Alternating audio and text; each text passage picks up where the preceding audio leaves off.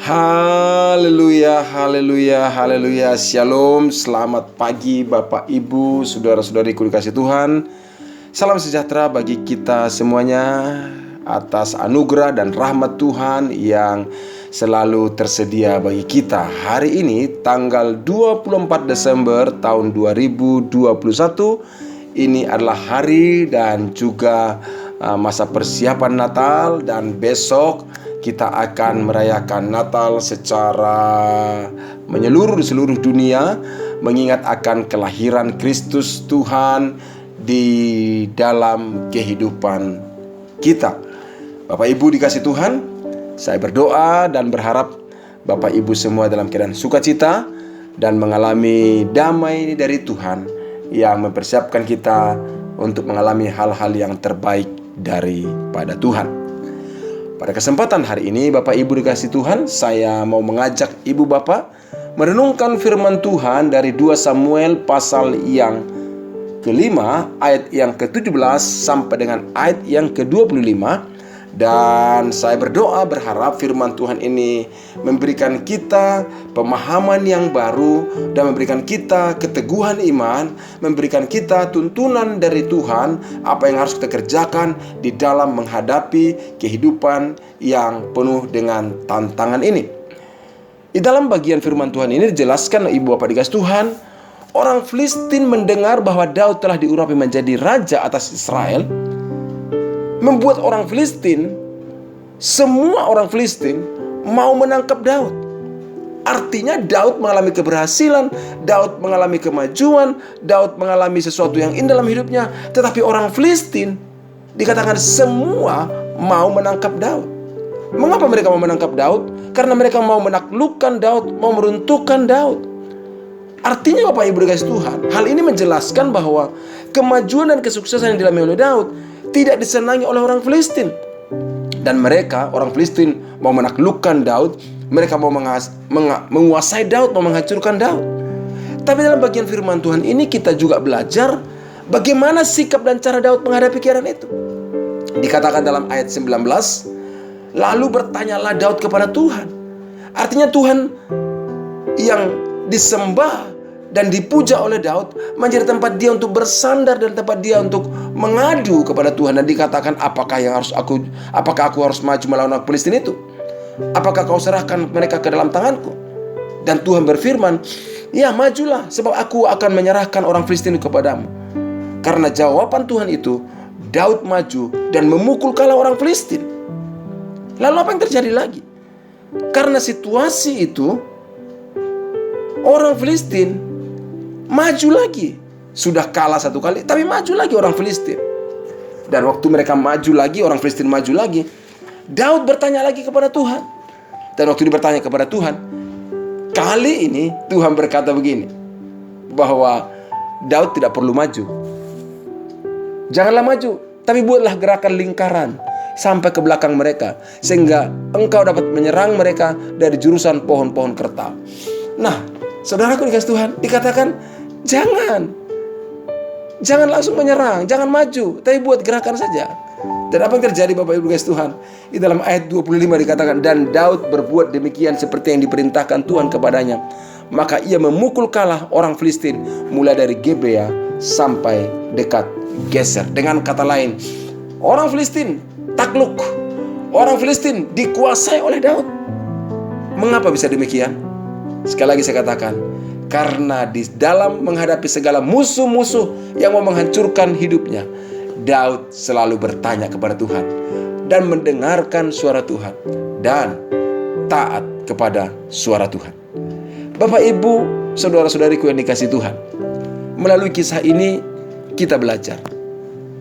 Yang menjadi pelajaran kita adalah bahwa satu, dalam keberhasilan yang kita alami, jangan membuat kita lengah tanpa kewaspadaan. Sebab ada saja yang tidak senang, bahkan berencana merusak hidup kita. Saya katakan, kalau kita mengalami keberhasilan, kalau kita mengalami keberuntungan, kalau kita telah mengalami kesuksesan, kemajuan, jangan pernah membuat kita lengah tanpa kewaspadaan. Kenapa? Ada saja yang tidak senang. Bahkan bukan hanya tidak senang, mereka berencana merusak hidup kita. Waspada di situ. Salah satu pihak yang pasti tidak senang kalau melihat anak-anak Tuhan maju adalah iblis. Iblis, dia tidak akan tenang jika melihat anak-anak Tuhan maju, semakin diberkati. Melihat anak-anak Tuhan semakin diberkati, dia tidak senang. Semakin mencintai Tuhan, iblis juga tidak senang. Dan iblis akan berusaha merongrong dan merusaknya. Maka saya katakan tetap waspada. Jangan karena kita telah mengalami pencapaian-pencapaian sejauh ini, atau mengalami keberhasilan-keberhasilan, maka kita gak waspada lagi. Wah, sudah puas diri dan akhirnya euforia dan dalam segala keberhasilan yang ada. Jangan. Bersyukur oke, tapi jangan sampai lupa untuk berjaga-jaga. Jangan sampai lengah sehingga tidak waspada. Tapi ingat, waspada karena ada saja pihak yang mau merusak dan tetap mau menghancurkan kehidupan anak-anak Tuhan. Itulah yang terjadi dalam kehidupan Daud. Dia berhasil dikukuh menjadi raja. Harusnya orang harus makin hormat kepadanya. Iya, orang Israel hormat kepadanya. Tapi ada musuh namanya orang Filistin. Malah bukan hormat, justru mereka merencanakan menyerang, mau menangkap Daud. Semua orang Filistin maju, semua saudara. Ini ibarat kata mengerahkan kekuatan yang full mau merusak Daud. Tetapi bersyukur Daud tidak dapat mereka taklukkan. Justru Daud yang menaklukkan mereka. Karena apa? Karena Daud ada di pihaknya Tuhan. Tuhan berpihak kepada dia. Waspada, dan dia waspada terus, dan dia berjaga-jaga. Dia tidak lengah, tapi tetap dia bersandar kepada Tuhan. Dan poin yang kedua yang bisa kita lihat dalam kehidupan Daud, dalam keadaan yang dialami oleh Daud, kesulitan yang dialami, serangan yang dialami oleh Daud, dia selalu bertanya kepada Tuhan. Di dalam kisah ini saja kita melihat 2 kali Daud bertanya kepada Tuhan. Dia bertanya kepada Tuhan, apakah aku harus serang? Apakah aku akan melakukan tindakan? Apakah Tuhan akan menyerahkan mereka? Dan Tuhan berkata, serang. Tapi kali yang kedua Tuhan berkata, udah buat lingkaran saja. Baru setelah itu kamu baru bertindak, bergerak. Dan apa yang terjadi? Hal ini menjelaskan bahwa Daud dalam segala keadaan yang ada, dia bertanya kepada Tuhan. Dan saudaraku dikasih Tuhan, mungkin hari ini juga Bapak Ibu menghadapi keadaan-keadaan yang tidak mudah, keadaan yang tidak sulit. Keadaan yang sulit maksud saya. Apa yang terjadi? Jangan langsung bertindak sendiri. Jangan buru-buru buat keputusan. Tetapi perlu kita mendengarkan dan taati petunjuk Tuhan. Ambil waktu sejenak. Tanya kepada Tuhan apa yang harus kita kerjakan, apa yang harus kita lakukan. Tetap memiliki sikap yang selalu bertanya kepada Tuhan. Jangan merasa mampu, merasa sudah punya pengalaman. Daud ini sudah punya pengalaman yang luar biasa mengalahkan orang Filistin. Tapi dia tidak berkata, sesuai dengan pengalaman saya, orang Filistin akan saya taklukkan. Tidak. Tapi dia bertanya kepada Tuhan. Dan perhatikan Bapak Ibu, di dalam ayat-ayat ini, 2 Samuel pasal 5 ayat 17 sampai ayat yang ke-25, dijelaskan Daud berhasil menaklukkan musuhnya karena bertanya kepada Tuhan dan melakukan apa yang diberitakan Tuhan kepadanya. Dia bertanya kepada Tuhan. Waktu dia bertanya kepada Tuhan, Tuhan berbicara kepadanya. Dan dia menaklukkan musuh-musuhnya. Doa dan harapan saya Bapak Ibu dikasih Tuhan, kalaupun hari ini ada pihak-pihak, ada kuasa-kuasa si jahat yang mau menyerang kehidupan kita, saya berdoa hari ini kemenangan ada di pihak kita, karena Tuhan berpihak kepada kita. Amin. Itulah sebabnya saudara-saudariku dikasih Tuhan, kalau saat ini saudara mengalami situasi diserang, atau ada pihak tertentu yang mau menjatuhkan dan merusak hidup Anda, saya beritahu, jangan takut, jangan gentar, jadilah tenang. Tenang untuk apa? Tenang, ambil waktu bertanya kepada Tuhan, dengarkan suaranya, dan taati petunjuknya. Kalau serangan itu mengancam, kalau serangan itu menakutkan, dengarkan apa kata Tuhan. Tanya Tuhan. Jika Tuhan perintahkan maju, ya maju. Kalau Tuhan perintahkan diam, berdiam diri. Kalau Tuhan perintahkan ampuni, kita ampuni. Kalau Tuhan katakan sabar, ya bersabar. Lihat ketaatan Daud dan kesediaan hatinya untuk mendengarkan suara Tuhan membuat dia dapat menaklukkan musuh-musuhnya. Dan saya percaya, kalau kita juga selalu memiliki kewaspadaan dan selalu mau bertanya kepada Tuhan, baru kita bertindak, saya percaya ketaatan kita akan membuat musuh-musuh yang mau merusak hidup kita takluk di dalam kuasa Tuhan. Percayalah. Dan ingat sekali lagi, Daud selalu mendapat bimbingan dan pertolongan Tuhan. Salah satu faktornya adalah karena ia selalu bertanya kepada Tuhan apa yang harus dia lakukan. Saudaraku dikasih Tuhan, hari ini tanggal 24 Desember tahun 2021, saya mengajak kita supaya senantiasa memiliki hati yang bertanya kepada Tuhan sebelum bertindak. Kalau kita bertanya kepada Tuhan sebelum bertindak, dan kita dengarkan apa yang Tuhan katakan, baru kita bertindak, maka saya percaya kemenangan ada di dalam kehidupan kita. Dan kalau ada serangan-serangan si jahat, jika ada pihak-pihak tertentu yang mau merusak kehidupan kita, kita berserah kepada Tuhan, karena Dialah gunung batu perlindungan kita. Tuhan Yesus memberkati kita semuanya. Bapak Ibu, mari kita berdoa bersama.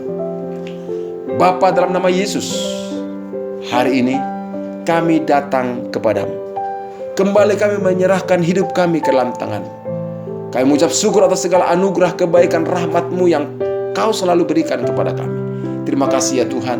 Di hari ini kami percaya Tuhan menyediakan berkat yang terbaik bagi kami.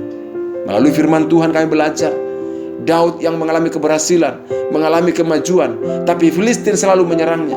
Menjelaskan kepada kami bahwa dalam keberhasilan, dalam segala apa yang kami capai, kami tidak boleh lengah, kami tidak boleh tanpa kewaspadaan, tapi kami selalu waspada dan mendekatkan diri kepada Tuhan.